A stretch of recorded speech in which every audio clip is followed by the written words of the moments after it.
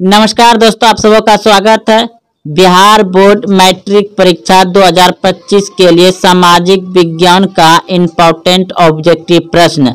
यह सभी प्रश्न बिहार बोर्ड मैट्रिक फाइनल परीक्षा में बार बार पूछे गए हैं सामाजिक विज्ञान में। अगर आप बिहार बोर्ड मैट्रिक परीक्षा अगले साल देने जा रहे हैं तो इस वीडियो को अंत तक जरूर देखें। बहुत कम समय में ज्यादा प्रश्न का प्रैक्टिस। तो देखिए, पहला प्रश्न देख रहे हैं आप। निम्नलिखित में कौन प्राकृतिक आपदा है? निम्नलिखित में कौन प्राकृतिक आपदा है? आपके सामने ऑप्शन दिया गया है। ऑप्शन ए आग लगना, ऑप्शन बी बम विस्फोट, ऑप्शन सी भूकंप, ऑप्शन डी रासायनिक दुर्घटना। तो पूछा गया है कि प्राकृतिक आपदा यानी कि स्वयं अपने आप हो। तो ऐसा कौन सा ऑप्शन है जो कि अपने आप हो सकता है, जिसमें कि मानव का कोई हाथ ना हो, मानव का संभव ही ना हो कि वैसा काम कर सके, वैसे घटना को प्राकृतिक घटना कहेंगे या प्राकृतिक आपदा कहेंगे। तो ऑप्शन नंबर सी बिल्कुल सही है, भूकंप। भूकंप जो है कि प्राकृतिक है, लेकिन यहाँ पर देख रहे हैं ऑप्शन में आग लगना, ये मानव के द्वारा हो सकता है। बम विस्फोट ये भी मानव के द्वारा हो सकता है। रासायनिक दुर्घटना ये भी मानव के द्वारा हो सकता है, लेकिन भूकंप नहीं होगा इस मानव के द्वारा, इसलिए ये प्राकृतिक आपदा है। ऑप्शन सी सही है। इनमें कौन प्राकृतिक आपदा है? इनमें कौन प्राकृतिक आपदा है? आपके सामने ऑप्शन दिया गया है। ऑप्शन ए आतंकवाद, ऑप्शन बी महामारी, ऑप्शन सी दंगा, ऑप्शन डी इनमें सभी। तो महामारी जो है कि आतंकवाद मानव के द्वारा हो सकता है, दंगा भी मानव के द्वारा हो सकता है, लेकिन महामारी जो है कि बहुत बड़ा, जैसे कोरोना, तो ये जैसे कि प्राकृतिक से रिलेटिव आ जाता है, तो ये प्राकृतिक आपदा हो जाएगा। ऑप्शन नंबर बी सही है। निम्नलिखित में कौन मानव जनित आपदा नहीं है? कह रहा है कि प्रश्न, निम्नलिखित में कौन मानव जनित आपदा नहीं है? तो मानव जनित आपदा नहीं है सुनामी। सुनामी क्या है? प्राकृतिक है, तो ये मानव जनित आपदा नहीं है। ऑप्शन नंबर सी सही है। मानव जनित आपका आतंकवाद हो गया, रेल दुर्घटना हो गया, सांप्रदायिक दंगा हो गया, जो दंगा होता है जात में, यानी कि हिंदू या मुस्लिम ईसाई इस तरह से जो होते रहता है अलग धर्म में, तो ये सब नहीं होना चाहिए। भारत एक धर्मनिरपेक्ष राष्ट्र है, यहाँ सभी धर्म के लोग मिलजुल के रहते हैं। तो आप लोग यहाँ समझ गए हैं कि आतंकवाद ये मानव जनित आपदा है, रेल दुर्घटना मानव जनित आपदा है, सांप्रदायिक दंगा भी मानव जनित आपदा है, लेकिन सुनामी क्या है? प्राकृतिक है। तो यहाँ पूछा क्या गया था प्रश्न में, मानव जनित आपदा नहीं है, तो सुनामी मानव जनित आपदा नहीं है। अगला प्रश्न देखिए, इनमें से कौन सी प्राकृतिक आपदा नहीं है? तो इसमें प्रश्न पूछा गया है कि इनमें कौन सी प्राकृतिक आपदा नहीं है। तो प्राकृतिक आपदा नहीं है, साफ दिखाई दे रहा है आतंकवाद, सुनामी प्राकृतिक है, भूकंप प्राकृतिक है, बाढ़ प्राकृतिक है, लेकिन आतंकवाद क्या है? ये प्राकृतिक नहीं है। तो ऑप्शन नंबर ए सही है। अगला प्रश्न देखिए, निम्नलिखित में से कौन प्राकृतिक आपदा नहीं है? तो फिर से पूछा गया कि प्राकृतिक आपदा नहीं है, तो इसमें प्राकृतिक आपदा कौन सा नहीं होगा? रेल दुर्घटना प्राकृतिक नहीं है, भूकंप प्राकृतिक है, बाढ़ प्राकृतिक है, सुनामी प्राकृतिक है, लेकिन रेल दुर्घटना प्राकृतिक नहीं है, ये मानव जनित है। ऑप्शन सी सही था। अगला प्रश्न देखिए, अगला प्रश्न है, इनमें कौन प्राकृतिक आपदा नहीं है? इनमें कौन प्राकृतिक आपदा नहीं है? तो ऑप्शन ए बाढ़, ऑप्शन बी सुखाड़, ऑप्शन सी चक्रवात, ऑप्शन डी गरीबी। तो सुखाड़ भी प्राकृतिक है, बाढ़ भी प्राकृतिक है, चक्रवात भी प्राकृतिक है, लेकिन गरीबी प्राकृतिक नहीं है। तो ऑप्शन नंबर डी सही है, गरीबी हो जाएगा। अगला प्रश्न देखिए, निम्न में से कौन मानव जनित आपदा है? इस बार प्रश्न में पूछा गया है कि इनमें से कौन मानव जनित आपदा है। तो ऑप्शन ए दिया गया है सांप्रदायिक दंगे, ऑप्शन बी दिया गया है आतंकवाद, ऑप्शन सी दिया गया है रेल दुर्घटना, ऑप्शन डी दिया गया है इनमें से कोई नहीं। तो निम्न में से कौन मानव जनित आपदा नहीं है? तो ऑप्शन नंबर हो जाएगा आपका डी, बिल्कुल सही है। मानव जनित आपदा ही सब दिया गया है, तो इसलिए इसमें कोई नहीं होगा। ऑप्शन नंबर डी सही है। अगला प्रश्न देखिए, निम्न में से कौन मानव जनित आपदा है? इस बार पूछा क्या मानव जनित आपदा है, तो इनमें सभ्य मानव जनित आपदा है, क्योंकि सांप्रदायिक दंगा और आतंकवाद दोनों आ गया, तो ये तीनों भी आ सकता है। ऑप्शन नंबर डी सही है। जैसे कोरोना जैसे एक हल्ला हुआ था कि चीन के वायरस को मतलब वैज्ञानिक ने बना करके छोड़ दिया था, तो वैसे ही ये आ जाता है, लेकिन ये आ जाएगा प्राकृतिक में।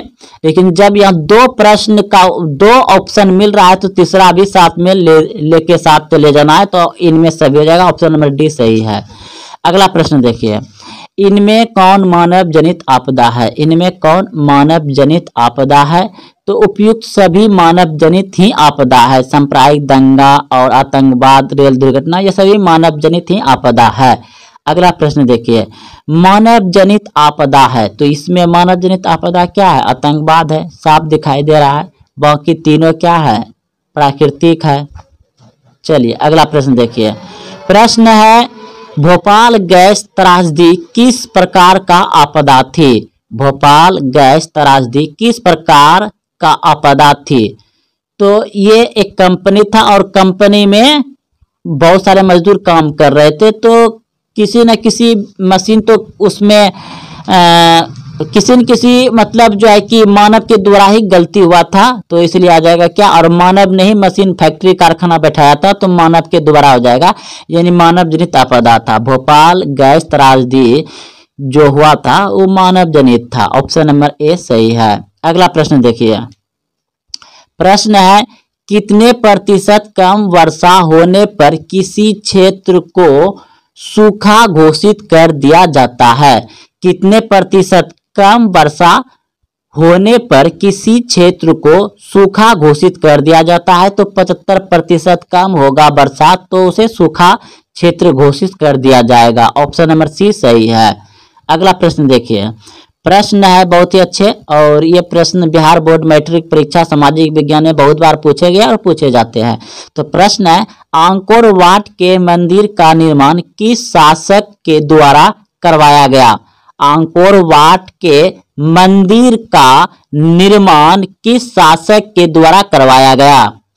तो ऑप्शन नंबर ए बिल्कुल सही है। अगर आप पहले से जान रहे तो कमेंट में जरूर इसका उत्तर दीजिएगा। सूर्यवर्मन द्वितीय द्वारा, सूर्यवर्मन द्वितीय द्वारा आंकोर वाट के मंदिर का निर्माण करवाया गया था। ऑप्शन नंबर ए सही है। अगला प्रश्न देखिए, आंकोर वाट का मंदिर कहाँ स्थित है? आंकोर वाट का मंदिर कहाँ स्थित है?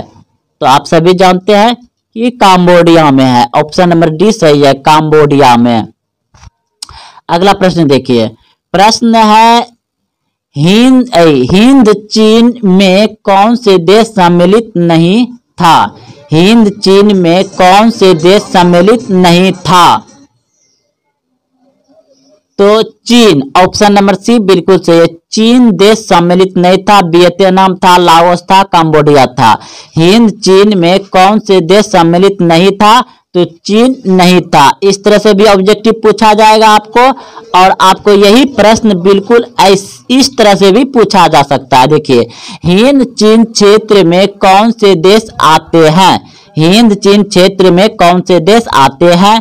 तो ऑप्शन नंबर सी बिल्कुल सही है। अभी तुरंत देखे हैं, Cambodia, Vietnam, Laos. Option number C सही है। अगला प्रश्न देखिए, आंकोर वाट में किस हिंदू देवता का मंदिर है? आंकोर वाट में किस हिंदू देवता का मंदिर है? तो विष्णु, ऑप्शन नंबर ए सही है, विष्णु। अगला प्रश्न देखिए, बंगाल विभाजन 1911 ईस्वी में किसने रद्द किया? बंगाल विभाजन 1911 ईस्वी में किसने रद्द किया? तो ऑप्शन नंबर ए बिल्कुल बंगाल विभाजन किसने रद्द किया? तो ऑप्शन नंबर डी बिल्कुल सही है, लॉर्ड हार्डिंज ने किया था। ऑप्शन नंबर डी सही है। अगला प्रश्न देखिए, फूट डालो और राज करो की नीति किसने अपनाई? फूट डालो और राज करो की नीति किसने अपनाई?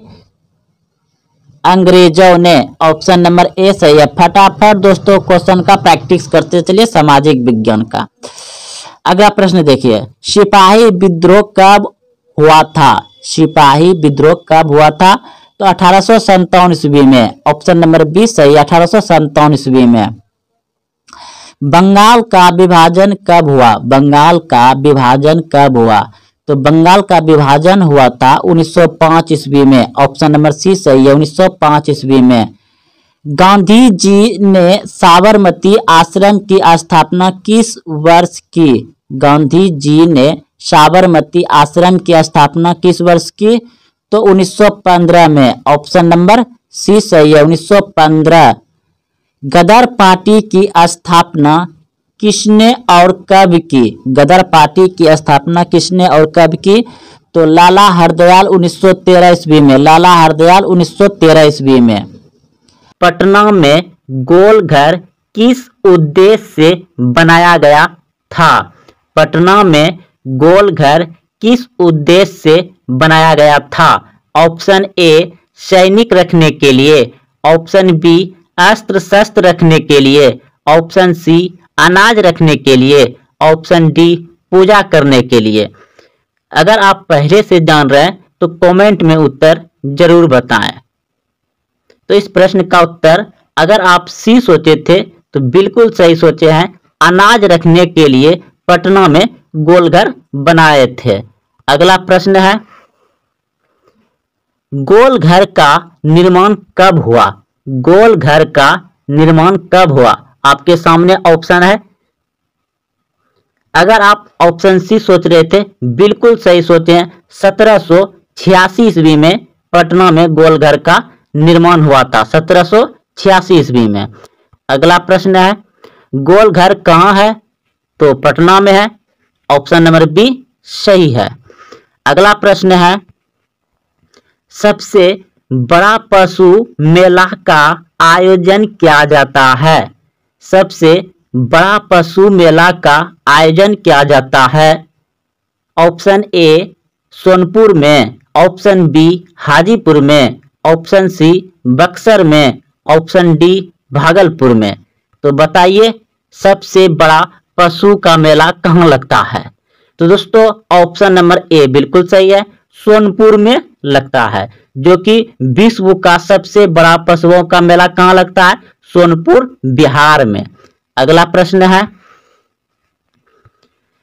निम्न में कौन सा जलप्रपात नवादा जिले में अवस्थित है? तो आपके सामने ऑप्शन है, तो इस प्रश्न का उत्तर हो जाएगा ऑप्शन नंबर ए बिल्कुल सही है। दोस्तों अगर आप नए आए हैं तो चैनल को सब्सक्राइब करें और अपने दोस्तों में शेयर करें।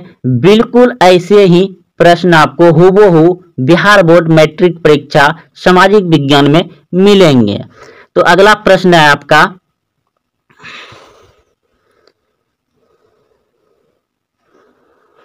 तो इस प्रश्न को अभी आप तुरंत समझे हैं, जाने हैं कि कहाँ है। तो अगला प्रश्न पे हम चलते हैं।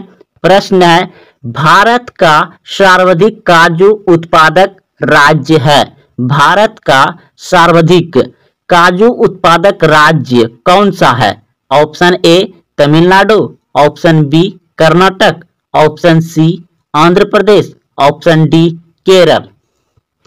तो सबसे ज्यादा काजू का उत्पादन होता है केरल में। ऑप्शन नंबर डी सही है। अगला प्रश्न है, भारत के किस क्षेत्र में गरम मसालों की खेती की जाती है? भारत के किस क्षेत्र में गरम मसालों की खेती की जाती है? ऑप्शन ए उत्तरी क्षेत्र में, ऑप्शन बी पश्चिमी क्षेत्र में, ऑप्शन सी दक्षिणी क्षेत्र में, ऑप्शन डी पूर्वी क्षेत्र में। तो ऑप्शन सी बिल्कुल सही है। दक्षिणी क्षेत्र में गरम मसालों की खेती की जाती है। अगला प्रश्न है, भारत का नारियल प्रदेश किसे कहा जाता है? भारत का नारियल प्रदेश किसे कहा जाता है? तो ऑप्शन नंबर बी बिल्कुल सही है, केरल को कहा जाता है। अगला प्रश्न है, इनमें कौन सी फसल रेशेदार है? इनमें कौन सी फसल रेशेदार है? दोस्तों यह सभी प्रश्न बहुत इंपॉर्टेंट है। इस वीडियो से आपको 2, 3, 4 प्रश्न मिल सकता है, इसलिए आप इस वीडियो को पूरा देखें और सही प्रश्न को अच्छे से याद रखें। बहुत ही आसान प्रश्न है, अच्छा से याद रह जाएगा आपको। तो इनमें कौन सी फसल रेशेदार है? तो jute, jute option number A सही हो जाएगा। अगला प्रश्न है, इनमें से कौन रेशेदार फसल नहीं है? इनमें से कौन रेशेदार फसल नहीं है? तो ऑप्शन नंबर सी बिल्कुल सही है, गन्ना, गन्ना रेशेदार फसल नहीं है। अगला प्रश्न है, कपास निम्न में से कौन सी फसल है? कपास कौन सी फसल है? खरीफ, रबी, जायद या इनमें से कोई नहीं? तो इस प्रश्न का उत्तर हो जाएगा आपका कपास जो है कि खरीफ फसल है। ऑप्शन नंबर ए सही हो जाएगा।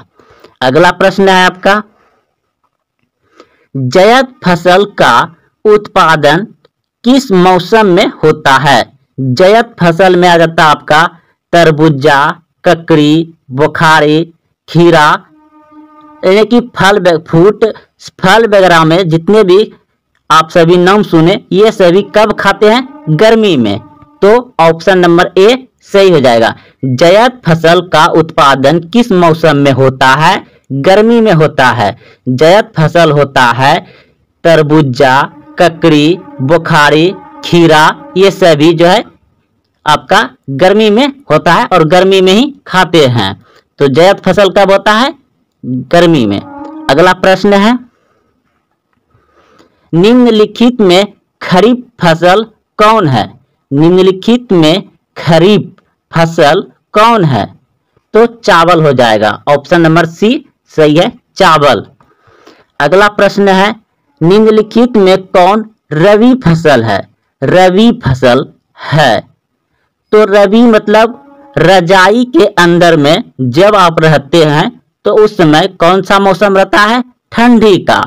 तो ठंडी में आपका चना, मसूर, यानी कि जितने भी दलहन होता है वह रबी में होता है, रबी फसल कहलाते हैं। क्योंकि ठंडी में कुआसा गिरता है और सभी छोटे छोटे पौधे होते हैं। चना का पौधा देखे होंगे आप, खेसारी का मतलब खेसारी का भी पौधा देखे होंगे। खेसारी जो लत होता है, मतलब दाल में बहुत सारा होता है ना, मटर हो गया, चना हो गया, कलाई हो गया, ये सभी आप लोग जानते होंगे। तो ये सभी रबी फसल होते हैं। दलहन जितना होता है लगभग में रबी फसल ही होते हैं। तो चना आपका रबी फसल में आ जाएगा। अगला प्रश्न है, निम्न में से खरीफ की फसल कौन है? निम्न में से खरीफ की फसल कौन है? खरीफ, तो खरीफ आप जानते हैं कि चावल होता है, कपास भी होता है, इसी वीडियो में पढ़े। तो इसमें मक्का भी हो जाएगा। इनमें सभी ऑप्शन नंबर डी सही है, खरीफ फसल इनमें सभी चावल, मक्का, कपास खरीफ फसल है। अगला प्रश्न है, निम्नलिखित में से कौन रबी फसल है? रबी फसल है। निम्नलिखित में से कौन रबी फसल है? तो गेहूं भी आपका रबी फसल है, क्योंकि ठंडी के मौसम में ही होता है। अगला प्रश्न है, निम्न में से कौन रोपन फसल नहीं है? रोपन यानी कि रोपा जाता है उसको, तो धान हो जाएगा। ऑप्शन नंबर सी सही है। अगला प्रश्न है, भारत की प्रमुख खाद्यान्न फसल है, यानी कि भारत में सबसे ज्यादा खाने वाला फसल है, तो क्या है? धान, यानी कि चावल को हम लोग ज्यादा खाते हैं, चावल, धान हो जाएगा। चावल है, चावल है, क्या है? खरीफ फसल है। ऑप्शन नंबर ए सही हो जाएगा, खरीफ फसल है। तो दोस्तों अगर आप वीडियो को देखते हुए, प्रश्न को समझते हुए, प्रश्न का उत्तर याद रखते हुए यहाँ तक पहुंचे हैं, तो अपने दोस्तों में शेयर करें। और हाँ, अभी तक चैनल को सब्सक्राइब नहीं किया है तो चैनल को सब्सक्राइब कर लें। और हम यहाँ पर सभी विषय का बहुत व्याख्या के यानी बहुत ही अच्छे से समझाने का आप सभी को प्रयास करते हैं, ताकि आप सभी बिहार बोर्ड में अधिक से अधिक नंबर लाएं और अपने परिवार में नाम अच्छा से रोशन करें। आपसे छोटा जो है वह भी आपके जैसा करना चाहे तो आप अच्छा से अच्छा काम करिए। धन्यवाद।